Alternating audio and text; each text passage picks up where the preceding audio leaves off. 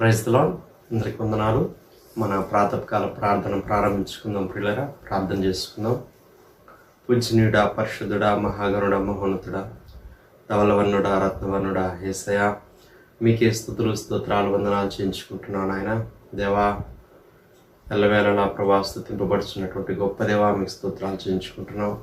దేవదూతుల చేత నిత్యం పరిశుద్ధుడు పరిశుద్ధుడు పరిశుద్ధుడు అని దేవా మరి తండ్రి గాన ప్రతి గానముల చేత దేవా మరి తండ్రి స్తుతులు పొందుకుంటున్నటువంటి గొప్ప దేవా, మీకు స్తోత్రాలు చేయించుకుంటున్నాం. దేవా, నిన్న నేడు ఏకరీతిగా ఉంటూ మారని మార్పు లేని దేవుడిగా ఉంటూ నిరంతరం మా పట్ల దేవా మీ కృపను ఎడదగక మీరు కొమ్మరిస్తున్న విధానం అంతటి కొరకు స్తోత్రాలు చేయించుకుంటున్నాం. దేవా, మీ ప్రేమ కొరకు, దేవా మీ కృప కొరకు, మీ త్యాగం కొరకు మీ స్తోత్రాలు చేయించుకుంటున్నాను. ఆయన దేవా, మిమ్మల్ని మీరు తగ్గించుకొని ప్రభావ మా కొరకు పరలోకాన్ని విడిచి భూలోకానికి దిగి వచ్చి దేవా మరి తండ్రి నాయన, దేవా మరి తండ్రి అపారమైనటువంటి ప్రేమను దేవా మరి తండ్రి ఆయన సిలువలో మేడల మీరు కనపరిచిన విధానం అంతటి కొరకు స్తోత్రాలు. ఇదిగో ప్రభావ మరి తండ్రి నాయన, మరి దినదినం అయా మీతో సహవాసం చేయడానికి మాకు ఇస్తున్నటువంటి ఈ భాగ్యం కొరకు స్తోత్రాలు. దేవా, కృప చూపించిన ప్రార్థన చేస్తున్నాను నాయన. ఇదిగో ప్రభావ మరొకసారి నాయన వేకుజావున దేవా మీ సరిధిలో చేరి మీ వైపు చూడడానికి ఇచ్చినటువంటి గొప్ప సమయం కొరకు మీ స్తోత్రాలు చేయించుకుంటున్నాం. దేవా, మీరే నాయన మరి తండ్రి పరిశుద్ధ ఆత్మ రూపంలో మా మధ్య సంచరించమని ప్రార్థన చేస్తున్నాం. ఓ ప్రభా మరి తండ్రి నాయన 91వ కీర్తన మేము చదువుకునే సమయం అంతటిని కూడా మా కొరకు ఆశీర్వదించండి.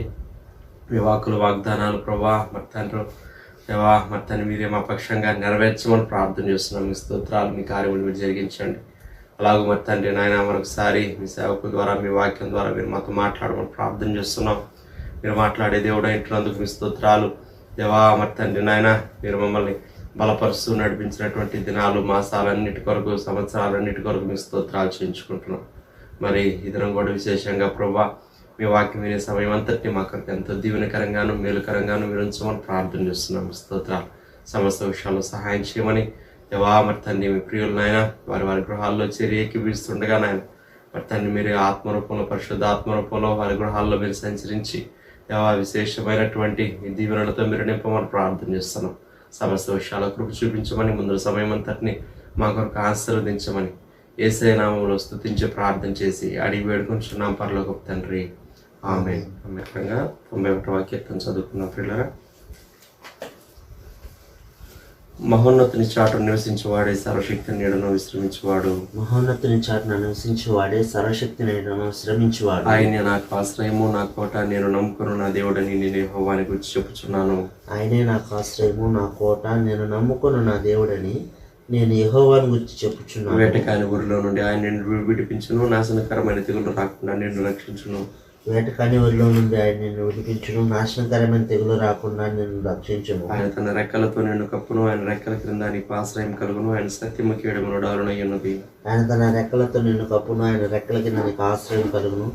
ఆయన సత్యము కేడమును డాలునైనది. రాత్రి వేళ కలుగు భయమునకైనను పగటి వేళ ఎగురు బాణమునకైనను, రాత్రి వేళ కలుగు భయమునకైనను పగటి వేళ ఎగురు బాణమునకైనను, చీకటిలో సంచరించి తెగులునకైనను మధ్యాహ్నం మందు పాడు చేయ రోగమునకైనను నీవు భయపడుకుందువు.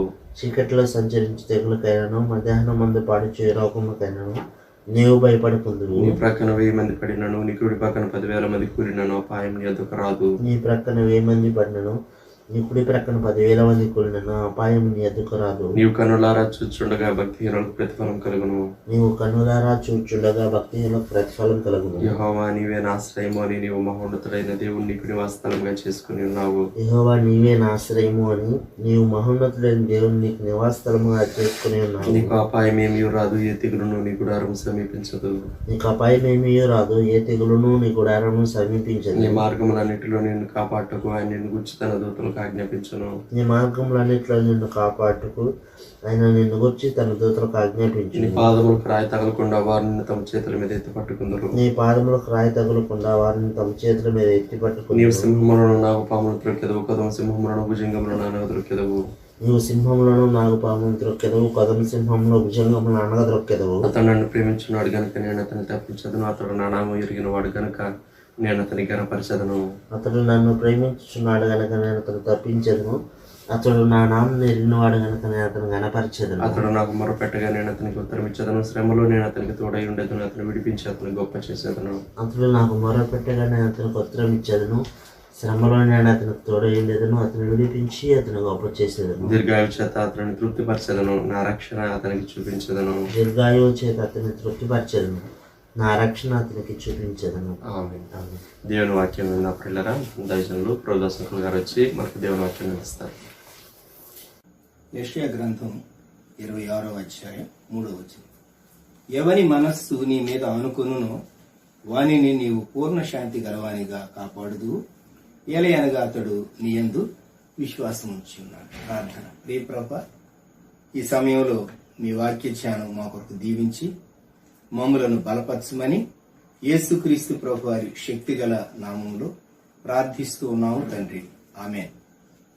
ప్రియమైనటువంటి వారులారా, ఈ సమయంలో మనము యెషయా గ్రంథంలో దేవుని ప్రజలు పాడేటటువంటి పాట, యూదా దేశంలో వారు పాడేటటువంటి పాటను గురించి మనము యెషయా గ్రంథం 26వ అధ్యాయంలో చూడగలం.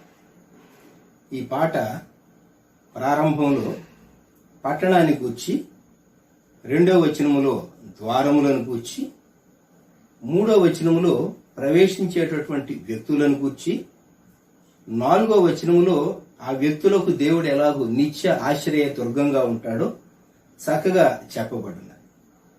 కొన్ని మార్లు మనం చాలా ప్రయాణం చేసి అలసి ఇంటికి వచ్చిన తర్వాత రిలాక్స్ అయ్యి, అమ్మాయ్య ఇంటికి వచ్చేసేసాను, ఇక పర్వాలేదు, I'm safe, I can relax, it's okay అని ఫీల్ అవుతాం. ఇక్కడ ఈ పట్టణాన్ని గురించి చెప్పబడినటువంటి మాట, ఇది బలమైన పట్టణము అని చెప్పబడింది. బలమైనటువంటి పట్టణం. కారణం రక్షణ దానికి ప్రాకారం. దేవుడే విశ్వాసికి రక్షణ. ప్రభు అయిన యేసుక్రీస్తే మనకు రక్షణ, మన కాపుదలకర్త, మన ప్రభువు. మన చుట్టూ ఉండేటటువంటి బలమైన ప్రాకారము ఆయనే. అలాగే 2వ వచనంలో ఎవరు ప్రవేశిస్తారు దానిలో అంటే, నీతి గల జనము ప్రవేశించినట్లు అని వ్రాయబడినది. నీతి గల జనము ప్రవేశించినట్లు అంటే అందరికీ ప్రవేశం లేదు. ప్రకటన గ్రంథం 22వ అధ్యాయంలో 3వ వచనం, శాపగ్రస్తమైనది ఏదియు దానిలో ఉండదు అని దేవుని పట్టణాన్ని గుర్చి చెప్పబడినది. ఆ పైన 21వ అధ్యాయంలో 27వ వచనంలో, గొర్రెపిల్ల జీవ గ్రంథమందు వ్రాయబడిన వారే దానిలో ప్రవేశింతురు గాని. ఇక్కడ ఈ పట్టణం దేవుని ప్రజలు, యూదా జనులు స్తుతించినటువంటి పట్టణం, దేవుని పట్టణం. ఇది నిత్య ఆశ్రయ దుర్గము. నిత్య ఆశ్రయ దుర్గము. ఇప్పుడు 3వ వచనం మనకు ఇంపార్టెంట్. ఎవని మనస్సు నీ మీద ఆనుకొనునో వానిని నీవు పూర్ణ శాంతి గలవానిగా కాపాడు. ఎందుకు అంటే, వ్యక్తి పట్టణములో ప్రవేశించి క్షేమాన్ని ఎలాగ అనుభవిస్తాడో, అలాగూ యేసుక్రీస్తు ప్రభునందు విశ్వాసం ఉంచినటువంటి వ్యక్తి, ప్రభుపై ఆధారపడినటువంటి వ్యక్తి అలాగూ నెమ్మది అనుభవించగలడు. మానవులు పాపంలో పడిన తర్వాత, నోవహు జలప్రళయం వచ్చిన తర్వాత వారు పట్టణాలను కట్టించడం ప్రారంభించారు. ఆదికాండ గ్రంథం చూడండి. ఆదికాండ గ్రంథం 10వ అధ్యాయం 10వ వచనం నుండి 12వ వచనం వరకు, షీనారు దేశంలోని బాబెలు, ఎరెదు, అక్కదు, కల్నే అను పట్టణములు అతని రాజ్యమునకు మొదలు ఆ దేశములో నుండి అషూరుకు బయలుదేరి వెళ్లి నీనివేను, రహోబోతీరును, కాలహును, నీనివేకును, కాలహకును మధ్యనున్న రెసెనును కట్టించెను. ఇదే ఆ మహాపట్టణము. ప్రజలు జలప్రళయము తరువాత పట్టణాలు కట్టడం వారు ప్రారంభించారు. చక్కగా హౌస్ బిల్డింగ్ ఇండస్ట్రీ వారు దానిలో ప్రాస్పర్ అయ్యారు. పట్టణాలు కట్టడం. 11వ అధ్యాయం వచ్చేసరికి 4వ వచనంలో వారు అనుకున్నారు, మనము భూమి అందంతటా చెదరిపోకుండా ఒక పట్టణమును ఆకాశమునంటూ శిఖరము గల ఒక గోపురమును కట్టుకొని పేరు సంపాదించుకుందాం రండి. దేవుని ఆధిక్యతను తిరస్కరించి దేవునికి భయపడక తమను తాము హెచ్చించుకోవాలని మనుష్యులు ఈ పట్టణాన్ని కట్టడానికి మొదలు పెట్టారు. దానిని వారు పూర్తి చేయలేకపోయారు. మన జీవితాల్లో మనం జ్ఞాపకం ఉంచుకోవాల్సిన ఒక విషయం, మనం ఏదైనా ప్రారంభించేటప్పుడు దేవా దీన్ని సంపూర్తి చేయటానికి నీవు కృప ఇవ్వగలవు అని దేవుని వైపు చూచి ప్రారంభిస్తే దేవుడు ఆ కృప అనుగ్రహిస్తాడు. నేను చేయగలను అని అనుకుని మనిషి ప్రారంభిస్తే అది చివరకు బైబిల్ వలనే అర్థంతరంగా నిలిచిపోతుంది. గుర్తుంచుకుందాం, మనుష్యులు పట్టణాలు కట్టినటువంటి సంస్కృతి పాత నిబంధనలో జలప్రళయం తరువాత మనం చూస్తాం. మానవులు కట్టినటువంటి పట్టణాలు, దేవుడు కట్టేటటువంటి పట్టణాలు. దేవుడు కట్టేటటువంటి పట్టణం, దేవుని సంఘం, ఆ ఆస్పెక్ట్ వేరు. మనము వ్యక్తి దేవుని యందు విశ్వాసం ఉంచుట అనేటటువంటి అంశం యెషయా 26:3 మనం జ్ఞాపకం చేసుకుంటూ ఉన్నాం. ఎవని మనస్సు నీ మీద ఆనుకొనునో వారిని నీవు పూర్ణ శాంతి గలవానిగా కాపాడుదు.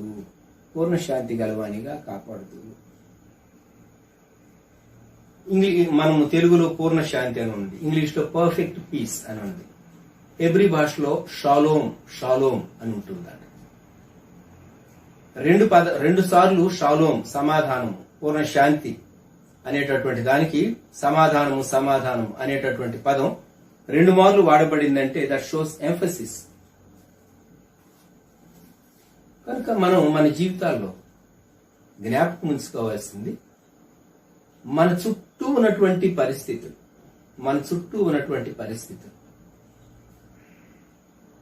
మనం లోకం తట్టు చూచి డిస్టర్బ్ అవటానికి మనల్ని ప్రేరేపిస్తూ ఉన్నవా? దేవుని వైపు చూచి ఆయనపై ఆధారపడటానికి మనం ఆయనకు దగ్గర అవుతూ ఉన్నామా ఆలోచించుకోవటం చాలా ప్రాముఖ్యమైనది. ఇక్కడ మన మనస్సు యొక్క స్థితి చాలా ఇంపార్టెంట్. ఎవని మనస్సు నీ మీద ఆనుకొనునో, ఎవని మనస్సు నీ మీద ఆనుకొనును. వయస్సును బట్టి యవనస్తులను మీరు ప్రశ్నించండి, వారి ఆలోచనలో ఏమి నిండి ఉంటాయో వారు షేర్ చేస్తారు. ఉద్యోగస్తులను ప్రశ్నించండి, వారి మనసులో ఉండే బాధ్యతలు సమస్యలు వారు షేర్ చేస్తారు. ఒక గృహిణిని మీరు ప్రశ్నించండి, వారు ఎదుర్కొనేటటువంటి సమస్యలను గురించి, వారు నిరంతరం వేటిని గురించి ఆలోచిస్తున్నారో షేర్ చేస్తారు. నడిపించే నాయకులను మీరు ప్రశ్నించండి, వారు ఎదుర్కొనే సమస్యలను గురించి చెప్తారు. వైద్యులను మీరు ప్రశ్నించండి, వారు పాత రోగాలను గూర్చి, ప్రస్తుతం ఉన్న రోగాలను గూర్చి, రాబోయేటటువంటి రోగాలను గూర్చి, అనేక విషయాలను గూర్చి వారు మనతో ప్రస్తావిస్తారు. ఒకరి మనస్సు వేటితో నిండి ఉంటుంది, ఒకరి మనస్సు, ఒకరి ఆలోచన దేనితో నిండి ఉంటుందో, ఒకరి మనస్సు దేనితో నిండి ఉంటుందో దానిని బట్టి వారికి శాంతి ఉండొచ్చు, లేక శాంతి లేకపోవచ్చు. మనం ఉన్నట్టు ఈ దినాలు ఎటువంటి దినాలు అంటే మనిషికి శాంతి లేకుండా చేసే దినాల్లో మనం ఉన్నాం. మీరు ఏ వార్త అయినా చూడండి, ఏ న్యూస్ పేపర్ అన్నా తిప్పండి, లేని టెన్షన్ మీకు క్రియేట్ చేయడానికి వార్తకు హెడ్లైన్స్ పెడతారు వాళ్ళు. అంత అవసరం అండి?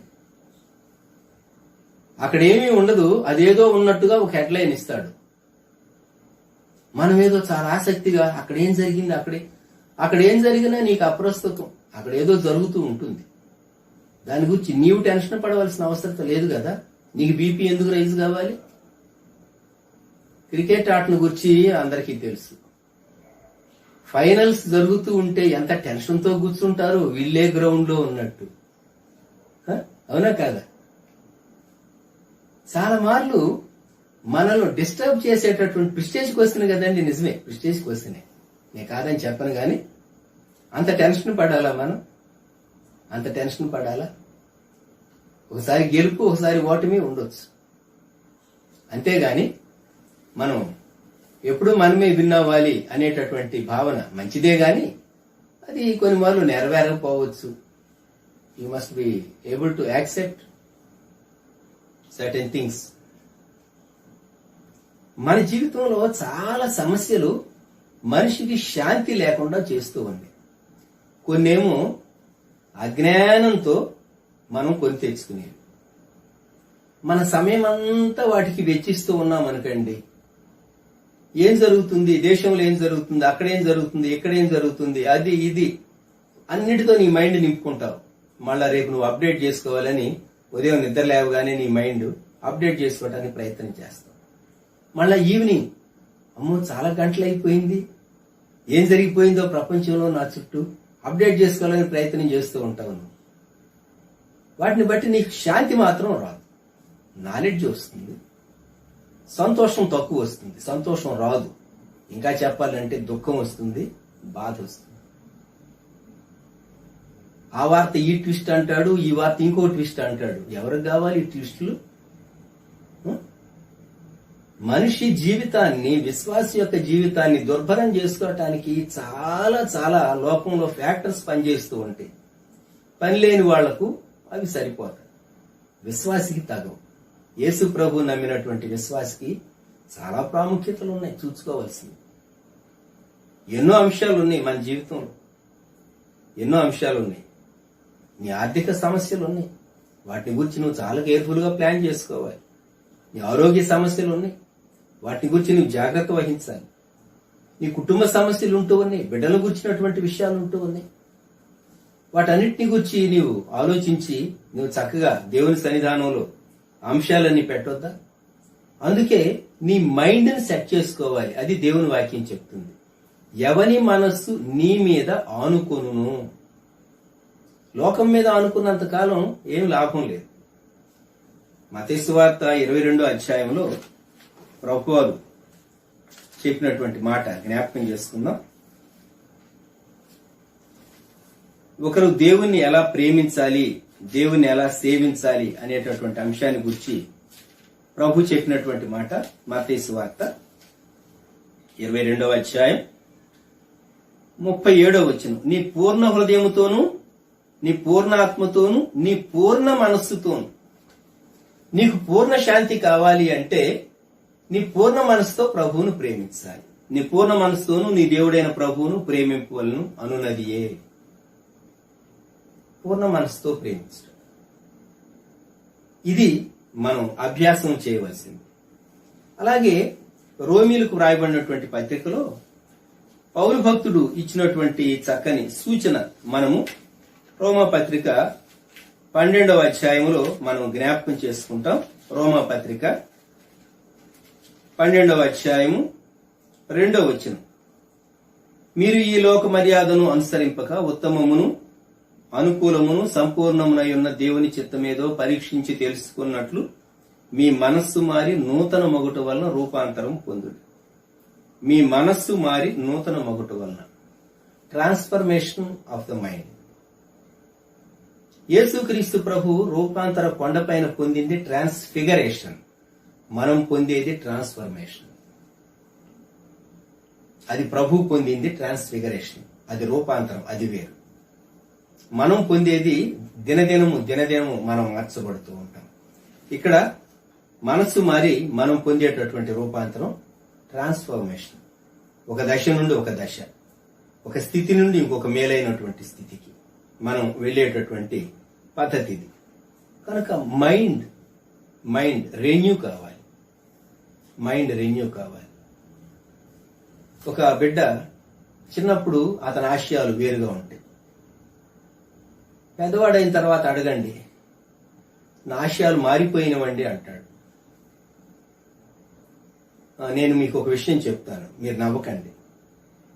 నేను ఏసీ కాలేజీలో చదివే రోజుల్లో మా కాలేజీ ఎదురుగానే కాలేజ్ బుక్ సెంటర్ అని ఉండేది.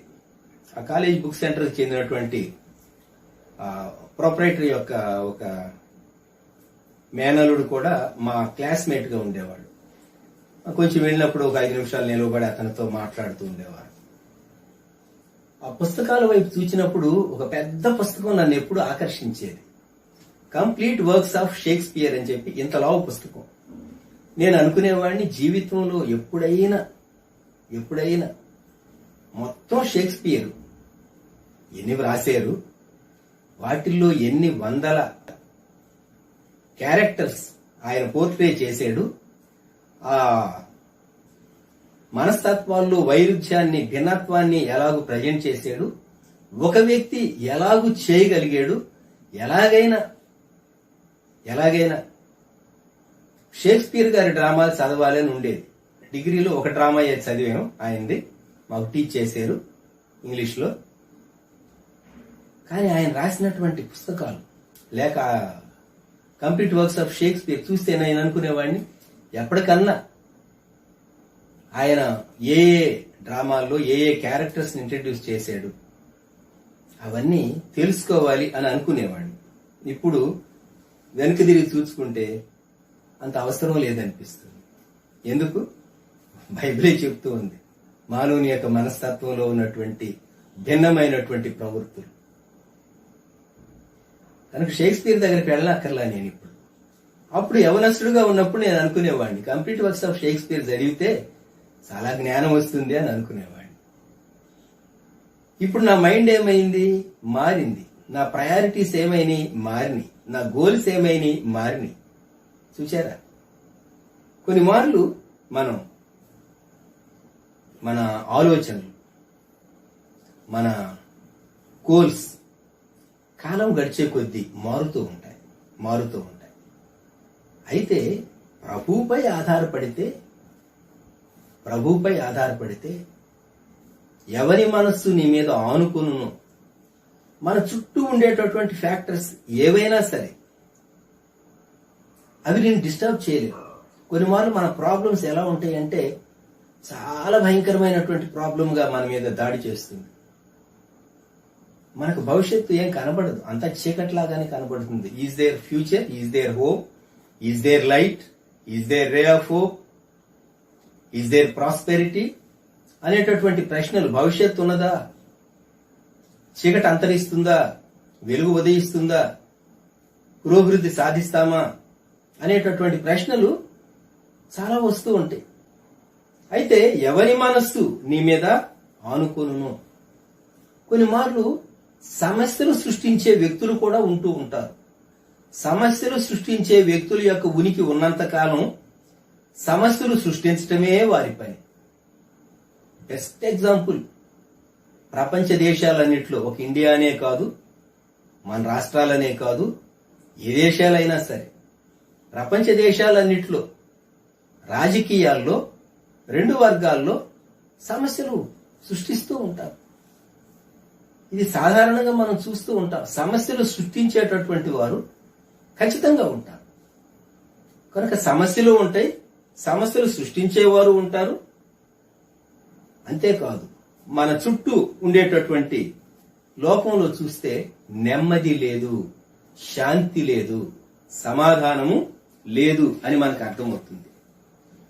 దేవుని వాక్యం మనకేం చెప్తుందంటే ఎవరి మనస్సు నీ మీద ఆనుకొనును, ఎవరి మనస్సు నీ మీద ఆనుకొనును. యెషయా గ్రంథంలోనే 36వ అధ్యాయంలోనికి వద్దాం. యెషయా గ్రంథం 36వ అధ్యాయం. రబ్షాకే తాను యెరూషలేము మీదికి వస్తూ ఉన్నాడు. తాను అంటాడు, యెషయా గ్రంథం 36వ అధ్యాయము 6వ వచనం, కబురు చేసాడు హిజ్కియాకు, నలిగిన రెల్లు వంటి ఈ ఐగుప్తును నీవు నమ్ముకొనుచున్నావు కదా, ఒకడు దాని మీద ఆనుకున్న ఎడ్ల అది వాని చేతికి గుచ్చుకొని దూసిపోవును. ఐగుప్తు రాజైన ఫరో అతని నమ్ముకుని వారికి అందరికీ అట్టివాడే. ఇతడు చెప్పింది కొంత నిజమే కానీ ఇతడు జయించగలడా దేవుని ప్రజలు? మనం చాలా మార్లు ఐగుప్తు యొక్క సహాయాన్ని, లోకం యొక్క సహాయాన్ని కోరతాం. కొన్ని మార్లు లోకస్తులు కొన్ని విషయాల్లో కొంత మటుకు నీకు చేయగలరేమో, కానీ ఏదైనా చేయాలంటే మరి విశేషంగా విశ్వాసికి, యేసు ప్రభు నమ్మిన బిడ్డకి దేవుడే చేయాలి. నీవు నీ మనస్సు ప్రభు పైన కంప్లీట్ గా సెట్ చేసుకుంటూ ఉన్నావా? ఈ ఉదయకాలం మనం ప్రభు వైపు చూద్దాం. ప్రభువా, ఎవని మనస్సు నీ మీద ఆనుకొనును వానిని నీవు పూర్ణ శాంతి గలవానిగా కాపాడు. పూర్ణ శాంతి గలవానిగా. మనకు సామెతల గ్రంథంలో 3వ అధ్యాయంలో మనకు తెలిసినటువంటి చక్కని మాట 3:5, నీ స్వబుద్ధిని ఆధారము చేసుకొనక నీ పూర్ణ హృదయముతో యెహోవా యందు నమ్మకముంచుము. పూర్ణ హృదయం, పూర్ణ శాంతి కావాలి అంటే పూర్ణ హృదయంతో, పూర్ణ మనస్సుతో నీవు దేవుని ప్రేమించాలి, నీవు దేవుని పైన ఆధారపడాలి. నీవు దేవుని పైన ఆధారపడాలి. పరమగీత గ్రంథంలో ఒక చక్కని మాట వ్రాయబడి ఉన్నది. 3వ అధ్యాయంలో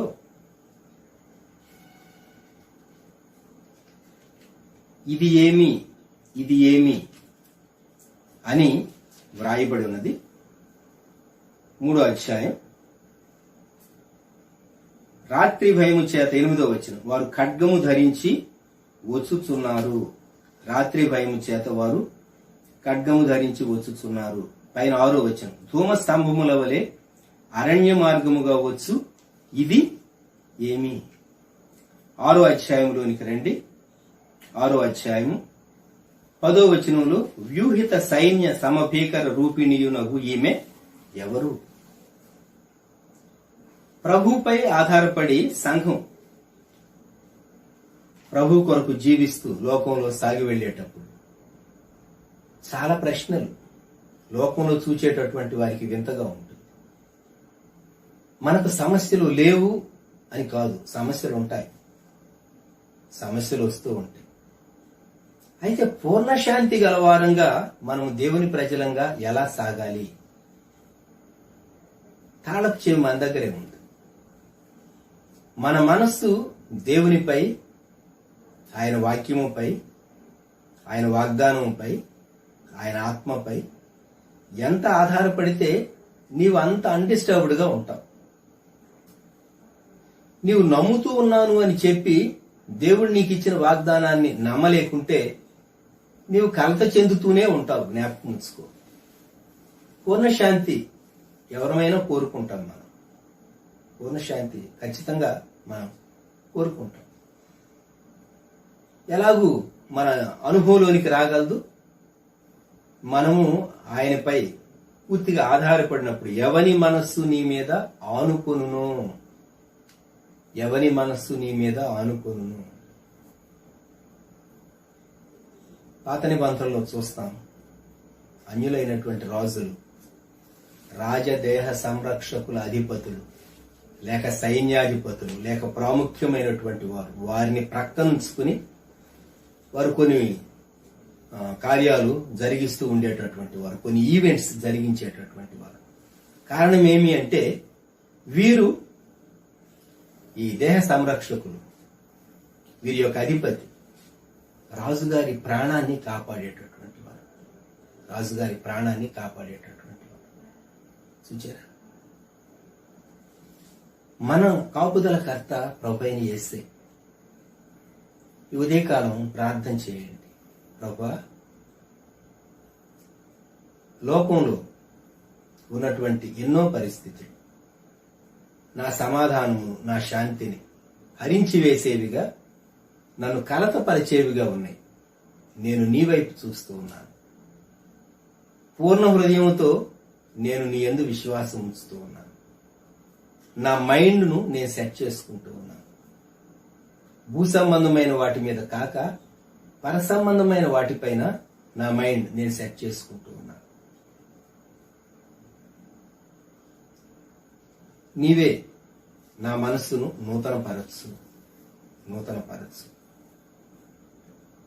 నూతనపరచుచు నన్ను చక్కగా నడిపించి నీ పూర్ణ శాంతి నాకు అనుగ్రహించు. మనం ప్రభు వైపు అలాగూ చూడబద్ధులంగా ఉంటూ ఉన్నాం. ప్రార్థన చేసుకున్నాం. ప్రేమగల మా తండ్రి, పరిశుద్ధ ప్రభ, గొప్ప దేవ, మా రక్షక, మీకు వందనములు, స్తుతులు, స్తోత్రములు. ఈ సమయంలో మీరు అనుగ్రహించినటువంటి క్లుప్త వాక్య ధ్యానం కొరకు స్తోత్రాలు. మేము మా పూర్ణ హృదయముతో నీ యందు విశ్వాసం ఉంచుటకు కృప దయచేయండి, నీపై ఆనుకొనుటకు సహాయం దయచేయండి. దేవా, కృప చూపుము కనికరించు. మమ్మల్ని కలతపరిచేటటువంటి ఫ్యాక్టర్స్ మా చుట్టూ లోకంలో ఎన్నో ఉంటూ ఉన్నాయి. వాటన్నిటి నుండి మమ్మల్ని తప్పించండి. మేము ధైర్యంగాను నిబ్బరంగాను మీపై ఆధారపడిన వారంగా ముందుకు సాగుటకు కృప దయచేయమని, మాకు బలమైనటువంటి పట్టణముగాను ప్రాకారముగాను ఆశ్రయదుర్గముగాను మా పరిపాలకుడుగాను మా రక్షకుడుగాను మా నిత్యాశ్రయదుర్గంగాను ఉన్నటువంటి యేసయ్య శ్రేష్టమైన నామములో ప్రార్థించి స్తుతించి వేడుచూ ఉన్నాము తండ్రి. ఆమేన్. మన ప్రభువైన యేసుక్రీస్తు వారి కృప, దేవుని ప్రేమ, పరిశుద్ధాత్ముని అన్యోన్య సహవాసం సదాకాలం సంగమునకు తోడై ఉండును గాక. ఆమేన్.